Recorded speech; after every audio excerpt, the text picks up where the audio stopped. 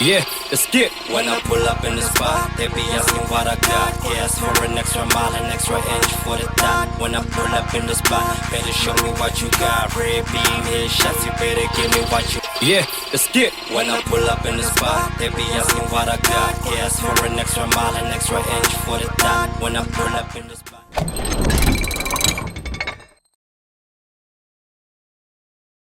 On now.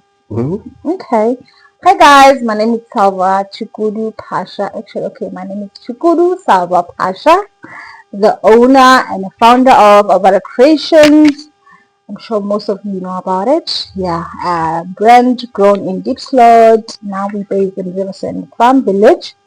36-year-old woman. I'm mad about my age when they say women doesn't introduce their age. But yeah, and I'm also a mother of a beautiful son. Yeah, so that's me. What do you specialize in? We specialize in classic African ready to wear. That's what we specialize in most of the time. So we're not into that typical traditional wedding. Because everyone, whenever they think about African print, they already think about weddings. So yeah, whenever they say African print, they're like, yo, African print, traditional weddings. Like, no, it's not all about traditional weddings. So there's classic look, ready to wear, look funky, but the problem is we just want to keep that African into a classic ready to wear.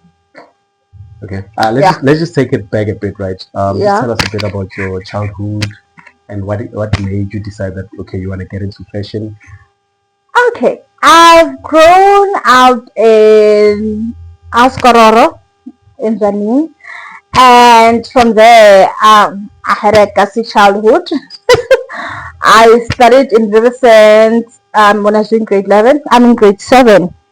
Yeah, I was in grade 7, which is standard 5, right? Yeah, I was in Riverside. I just came here for a year.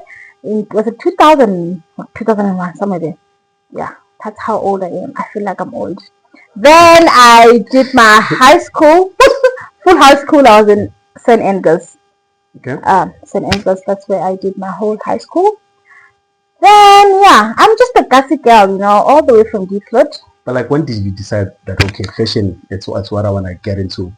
Because I get, you know, back then the careers were limited. Either you had to be a doctor or a police, you know, or a nurse.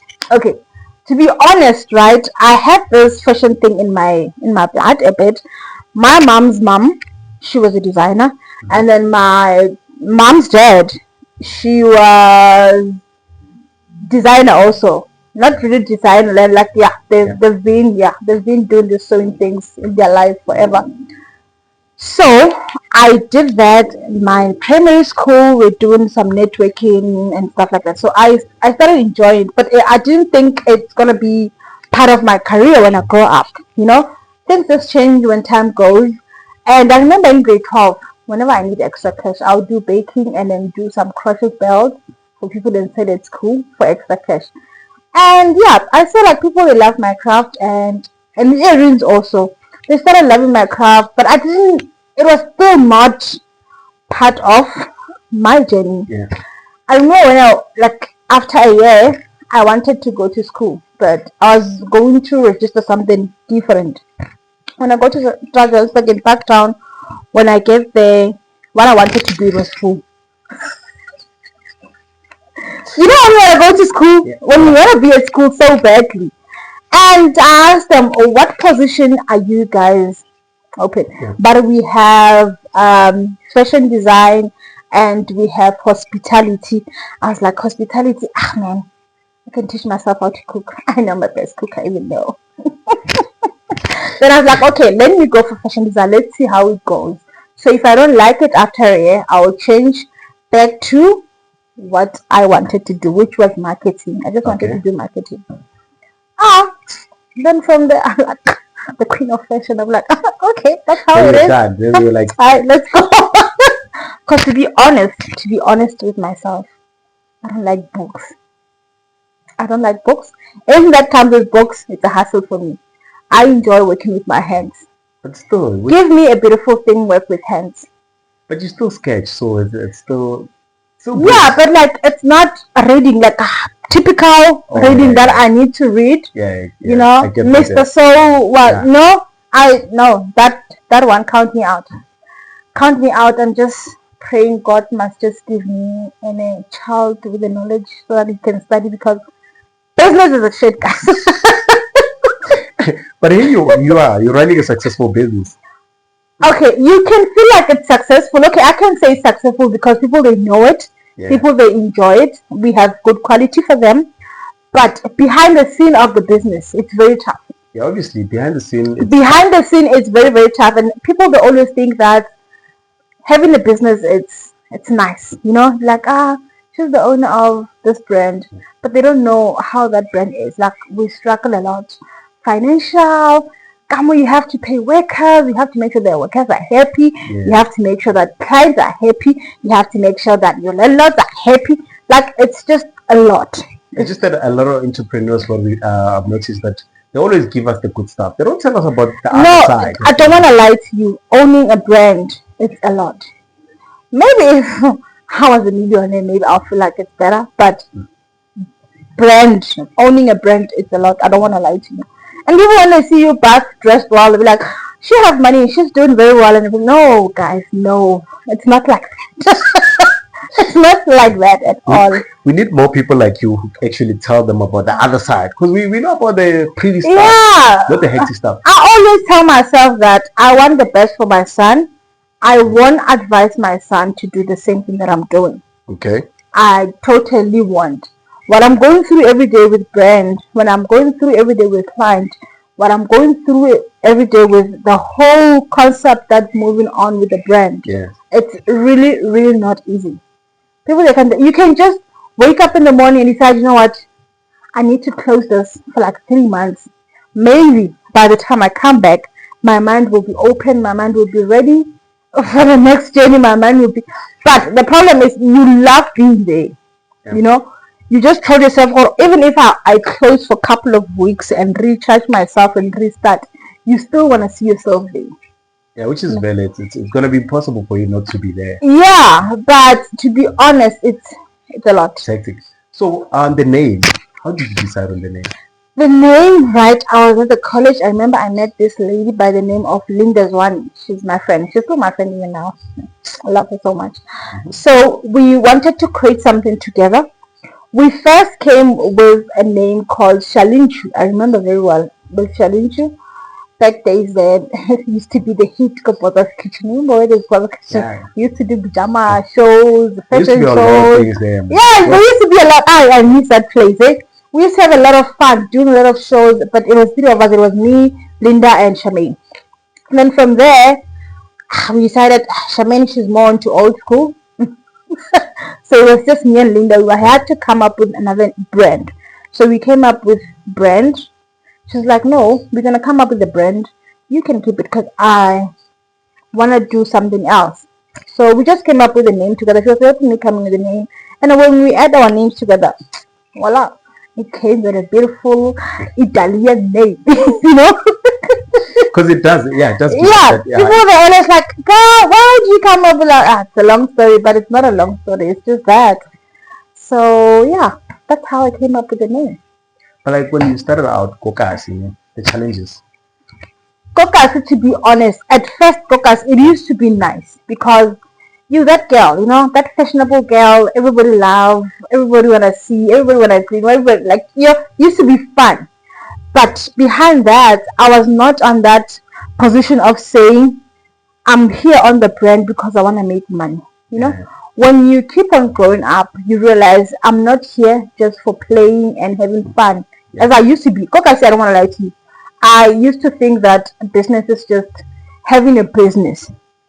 Not forgetting that when you do business, obviously you need to make profit for yourself. You need to make money. You know, playing, going to fashion shows, wasting money, and it was part of the journey.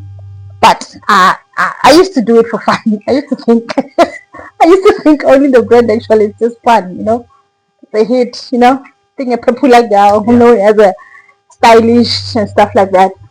But now we're not into that part anymore. We're here to make money. Yeah, which is people need to be honest. Business is all I'm about here for money. money. So it's not about just a crowd and other things. No, Like we're here it's for all about money. We profit. want to make money. If a client doesn't pay me, I get angry. I'll be like, bro, I'm here for the money. But what made you decide, oh, okay, Shop, I had enough kakasi. Let me just move my business out of the hood. Because when you're in that spot, okay, go kasi, okay, sharp. You tell yourself, oh, you know what? I need to grow. You can't be standing in one place. Yeah. There's no way you can grow, you know. You can't just sit in one chair for the whole 10 years of your life. Obviously, the chair gets tired and you don't see a value of it. You move to the next one. I know Diepsloot builded me. It made me where I am now, and my clients in Diepsloot, and I love them. They still come here. Yeah. So I told myself, well, okay, if I'm still here, obviously I won't even try to increase prices. Obviously they'll be like, no, you're too expensive. At least when you move to another state, they'll think like, oh, okay, shame, man. Obviously when you increase the prices, they need the rent and stuff and whatever. Even though because I was paying a lot of money on rent, but still they don't understand that you paying a lot of money. But they will say, why are you charging us so much money while you are here? They don't understand behind the production that as much as you charge, you need to have extra money for yourself. So when you hear, they don't even complain when you say, okay, this is how it works. They're like, oh, okay. They understand. So you think moving to this location changed how they view the It brand? changed. To be honest, it did. It did change. That's very interesting. It did. That's very Locations. Yeah. It changed people how they think about. If I go to Foy's, obviously they won't mind paying. Because it's in 4 ways. Yeah, I realize that if I go to Diepsloot, okay, when I move all the way from Foy's going to Diepsloot, what I'm thinking to go, if I'm going to a salon, let's say I'm going to a salon, I'm expecting to pay what? Lower amount. Yeah. But if that person moves from Diepsloot, go to Foy's, obviously she knows that if I'm going to do my hair in Foy's, I'm expecting to pay a lot of money. You won't even get surprised when you get a price. Yeah, this is like 3K.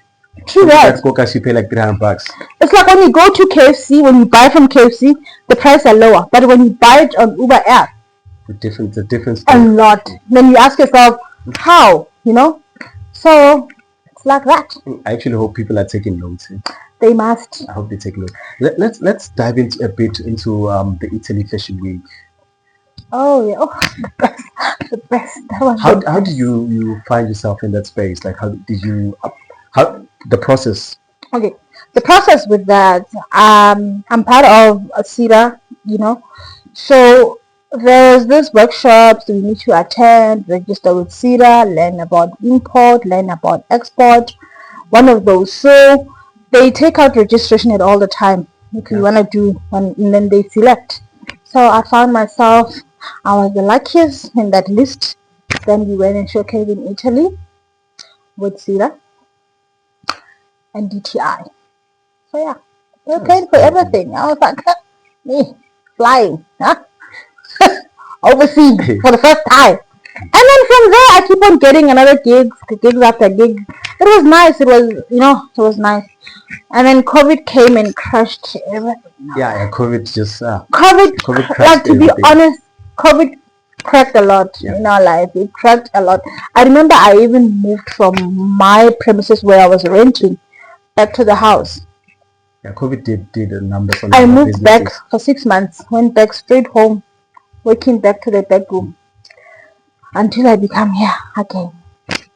But like, how was the experience in Italy? Like, yo, I don't wanna lie to you. It was fun. Being a girl from Kokasi, being from the other side of the world. Yo, but I remember flying on Twitter with Julius Malema retweeting or the vendor brand, like even though they don't know I'm not a vendor person because my range was all about vendor tribe.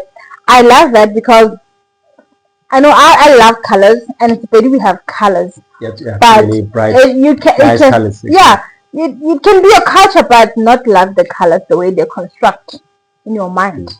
So I decided, okay, let me do a vendor range. Interesting. Then it was nice and fun. I played with fabric. It was nice. It was a hit, you know. But okay, here there's this thing that a lot of designers, once they go on international gigs, when they come back, the prices goes like something that was like 500 now goes like 500,000. That's what I said to you, that it depends on how you grow. Okay. It depends on how the business grow, you know. If my things went very, very, very, obviously, I was not gonna be selling a t-shirt for 450. Hell no! Okay. It was gonna be like at one point, you know, we move with steps. But do you feel like the industry is it growing, or a lot of people lost interest because now they have these like people who just buy ready-made from China and they China is killing us. China is killing us. I don't want to lie to you. China products are very killing brands. South African brands, they're killing it down. I remember there are some other pieces that we did in our Alvada, and we find ourselves in Marabastad, Kanjani. But even though the quality is not the same, the design doesn't come, but the pictures is us, you know. Then you find yourself your client goes small street. I was like, how did we get there, you know? Such Chinese brand are killing South African. And also, the government is not doing anything about it. It's not doing anything about that. But, you know, there's something, okay, I'm sorry to say this, but, yeah, people, they must just take me in somehow, in some way, but I'm still mean, eh? Whatever I'm going to say, I'm still mean. I've realized a lot of things that are happening. I'm not a politician, right? I'm not a politician. I won't even tell you that I vote. Maybe I don't vote. I don't know. But there's something that we always try to blame government, right? For every shit that we're going through, we blame government, right? You can't be working in a hospital, right? And have an attitude where people are complaining about you. And then people, they're going to say what? It's a government. If you don't change your attitude yourself, there's no way government can come and say, Sam, change your attitude. We don't like 1, 2, 3, 4. If you change your attitude and be a better person in a place where you're working, and people start loving you, people giving you a good response, they give you a good whatever, what do you call it? You're not reviews. Reviews. When they give you a good reviews, it means, you know what, you as a person, you're doing very good. You know, you can't be working in a place and then change and have a bad attitude. Obviously, people, it's not all about that place anymore. It's about what you guys as people, what is it? But if you have the best, about yourself, and then you have the best, I don't know how can I say this, but yeah, you get what I'm saying. But I get what you're saying, because we intend to blame the government. Yeah. But mostly it's the individual. And even now, the borders. Yeah. When you get to the border, I remember in 20, let me tell you the secret. Anyway, people don't know, it's fine. In 2012 or 20, somewhere there, my other friend was getting married in Zimbabwe, right? That time they were still using a temporary passport. I went to Zim and I came back after days. So I was not aware that temporary passports are cancelled. When I got to the Zim border, when I'm coming back, it was a chaos. Horrible. Temporary passport are cancelled, but I was not aware because I was not able to connect on network. And obviously, the guy who just called me from the side, some guy from Namakhane, he's like, no, don't worry, just give me 100 rand and pass. Simple as that. Then I was saved, then I got some stamps, I came back home. Just imagine how many people buy through that process. Exactly my point. So who are we going to blame? Are we going to blame the government, or are we going to blame you as a person? It's us, actually. We can't be blaming. Even if we know people are corrupt, you know, government corrupt, then I'm corrupt myself. Then no one is not corrupt. I'm corrupt in my own company. If I eat money for your buttons and the next thing I don't give you the buttons, I give you press that, who's corrupt? I'm corrupt. You know, if I don't change that myself of being that corrupt, no one will. So we can't be blaming government for everything. Yeah, let's say it's the individual. But like in terms of because you find product the Chinese product doing duplicate and just doing product. So what do you do to make sure that people get to understand that this one, it's yours, it's from? I always tell clients, well, okay, you know what? I always sit them down. Well, okay, this is the fabric, the quality that I'm going to give you. This is the quality that you want. And then this is the quality that you show them different. Well, okay, this is the quality that you might get, right? And you go and compare Liago Matani. And obviously they'll come back like, okay, sharp, I'm taking this one. Because it's all about you as a person. Do you want to support African? You want to support African brand? Or do you want to go to the Chinese? Or you want the quality? Then you complain. You complain. Yeah. So if you want the quality, you want the best quality, you have to go to your designer that you trust. But if you feel like you want something to wear just for 2 days and a few weeks, you almost have options. On the other side. Yeah. But okay, also there's this thing that I've seen, it's a trend on social media now, that most designers, they'll design, right? Yeah. I turn to deliver on time. There was a story about a girl who was over this weekend people were crying. Like, what's your take on that? Because I see how the designers, they respond. Most of them, they have that thing, oh yeah, just because I'm black now you guys are taking me. Okay, there's a few things that I'm gonna point right now, right? There's other designers, they overtake and end up not delivering on time. Not that I'm perfect, sometimes I have those last minute things, but we are lacking on that. We need to make sure we always make sure that we give people things on time. But there's another issue also.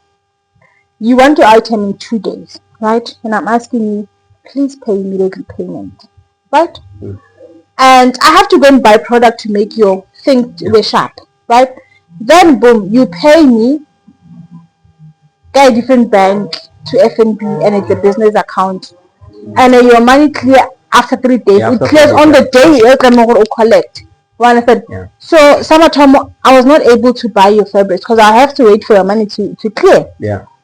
And those are also blame, Mama. Who you gonna blame? Obviously, what's it like? Yeah. Or the measurement and abasatli for fittings, and then abar monare at the last minute for no. Okay, Korea to me how to come the measurement. There's issues there and they. Instead of coming back and then fix things together. Post online. Or post online. I don't want online trend. And I'm charging you, okay, I need 10K for this thing. And then when now you tell me the budget is 8K. So what are we reducing then? You don't want to reduce anything. Obviously, it means the quality has to be reduced. I need to reduce myself. My limit of hands, I need to reduce that. But you get and then the next thing when you come, negotiate prices. Yeah. And then when you tell them, okay, if you want to get this price, we need to reduce and they don't want to reduce. And obviously they left with the money. You have to just work. They need their things. But it's a problem because when they go to shops like the other retailers, somebody said it better. Somebody said it better. Or maybe the client that my friend, hey, I sent my friend to you. She's coming. So by the end of the year, Pella, you owe me. What now? They do that. Just like, like I gave you client, you not even say anything to me, don't give me discount. I have a birthday discount. That should be enough. I have sales. That should be enough for a client to appreciate. I always appreciate my clients. I give them discounts on their birthday when they shop on the rails. I make sure that I have some sales for them. I make sure that every year I do pop-up balloon for them. You come and get your favorite discount. You shop the way you want to shop. But people still are not grateful for that. You tell yourself, what am I doing wrong? You ask yourself, what am I doing? Am I being, you can't be always giving away free things. No. Free things, Samatomo, it has a startup. There's a tailor behind that. There's a cleaner of the cotton and checking control on that. Who's going to pay for those ones if I'm going to be giving free things all the time? Yeah, which is your level. It's killing business. No, I send you 5 clients. Did the 5 clients come and buy? Did they spend 10,000 rand each now? How much are but they inquire. Understand? Even if you can give me 50 clients, I'm grateful for that, and I'll say thank you. For that, for me to take time and say thank you, it means a lot. Yeah. If I say to you, thank you, it means a lot. It means I appreciate you. I'll type and say thank you for your referral. But do you feel like black people do support each other? They do. Or we support each other with terms and conditions? They do, but some with terms and conditions. As you said to me, we're talking about money earlier. Hi, when you have money, and it's not like I have money, it's just about well I dress well. That's it. It's not about that I have money. And people, when they see you that, they think you have a lot of money, you're doing well and type and that and that and that. Kanti Shem Skepsel just walked up and bathed and came to work and dressed well because I'm a designer. You have to see me looking good so that you can come and buy the same thing that I'm wearing. Exactly. Mara, how to Moriri was 50 rand, they'll be like, oh, she have money, She went to a place, she have money. Yeah, that's how. What if I went to Far West to have fun with a friend? She's paying my bill. Just a glass of water. Then it's a thing. In a fancy restaurant, what if a friend is paying that for me? But already people will always take it in their own way, judge it in their own way. That's how it goes. And I remember this client kiligam why didn't you say then? Yeah, sometimes I'll be like, what's going to happen? Complain. You complain to the management. So I need to, there's the most painful thing, Oh, okay, let a client an outfit, right? Maybe I'll just send you payment. I'm sending Uber because it's emergency. When you feel like I don't want to disappoint the client, then like you're like sorry, I so reflect here, high a lot, Obviously. Or I collect everything, I be happy, I'll pay you so now in the meantime my sports, my workers, they need to suffer because they have to wait until we're now whole. Oh, that's really, guys, business is a lot. I don't want to lie to you. I get emotional when I talk about business because the way other people they treat us is not the way that we expected people they would treat us that way. You definitely want something. If you want something you can afford it, just say, you know what, I can't afford it fast. Not to make other person to work. Then you change your mind. Then you change your not that you change your mind. You still want that outfit. You still want that statement, but you don't have a budget for it. Some crazy. And then you don't send me my balance. I have to pay people. I'm not working alone. There's a lot of people under this brand. There's a lot. There's a tailor. There's a admin. There's a clean. There's a lot. Yeah, but they don't understand that part. Plus, you just mentioned something important. I've noticed that a lot of businesses get a lot of like you want, so I'm doing everything. They're strong. I can say they're strong. I don't want to lie to you. But the businesses, so most of the time, they don't survive. Yeah, because you're telling yourself that I want the money off myself, but only for yourself. Right? Customer customer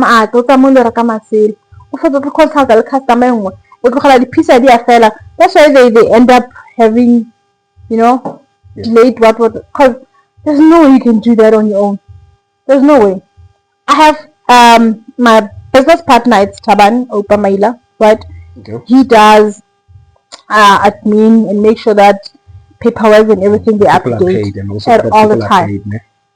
And I have my aunt, Mam Lepo. She helps me with touch-ups day at the store, making sure that clients they get their things. Kapamita fabric shop, we have a lot to do. You can't do all of those for yourself. And then we also have tailors. Tailors will change, it depends who's available and stuff like that. So just imagine if you have to sit on yourself and do that on your own. Cut. So go to fabric shopping, close the whole store. Yeah. So overall profits on top of that. So it becomes a problem. It becomes a problem because you're not gonna be winning with that. You're not. So recently you took a trip to China. I was not recently. Okay. My son, he's how old? He's 6 now. It's been 6 years ago because I left when my son was 3 months old. Okay. Yeah. It was a recent trip. No. It feels like a recent, guys. But like, what did you learn that side? I've learned that you feel like you can bring this side. Give me $1 million, I'll do that. What I've realized when it comes to schools in China, They have everything. We're not doing anything this side. We play. School in South Africa, we play. We are. I'm gonna say this over and over again. We are playing. Yeah, I We are playing. Government le fa tshwara ka metšhini ya bana ba sekolo le reka metšhini A5. That's it. Ba ruta go roka straight le overlock affair. You know, yeah, design school that side, they traumatized me. They teach you how to make a fabric. Yeah. They teach you how to print. They teach you how to, they teach you a lot. It's just the time was limited because, it was a sponsored trip also. They teach you a lot. Oh. They teach you how to make a button.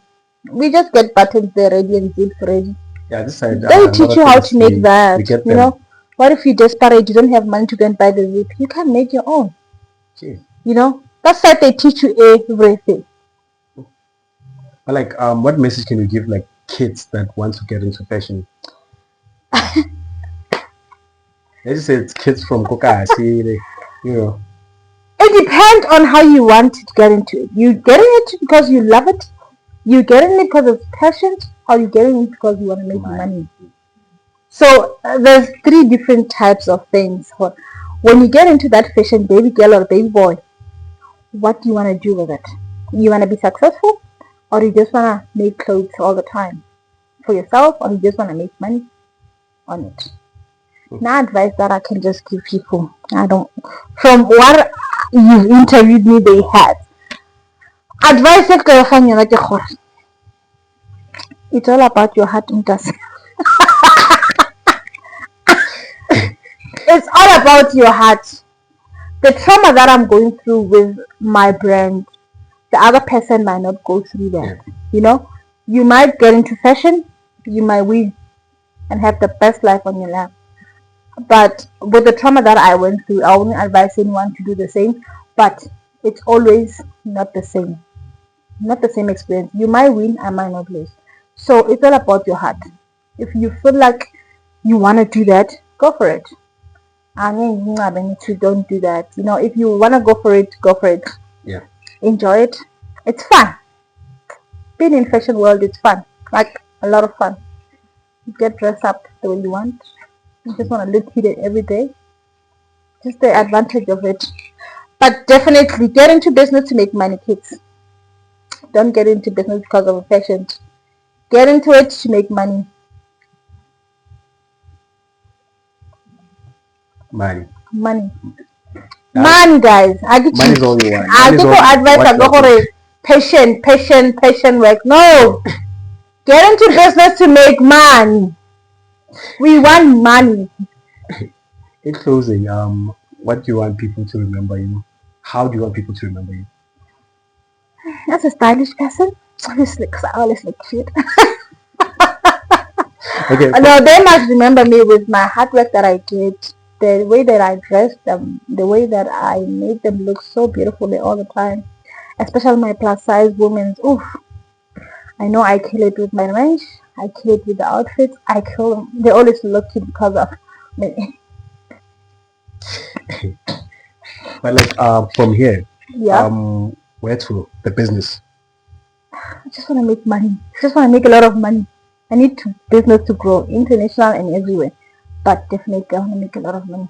But let's just say now, do you take orders, international orders? You do take them, right? I used to, but I used to struggle with Korea and stuff like that. But now, definitely, we're getting there bit by bit. So it's sorted? Yeah. Okay. We found a way. Which is good, Okay. Ladies and gentlemen, that was Salva. Yeah, let's get. When I pull up in the spot, they be asking what I got. Gas for an extra mile, an extra inch for the dot. When I pull up in the spot, better show me what you got.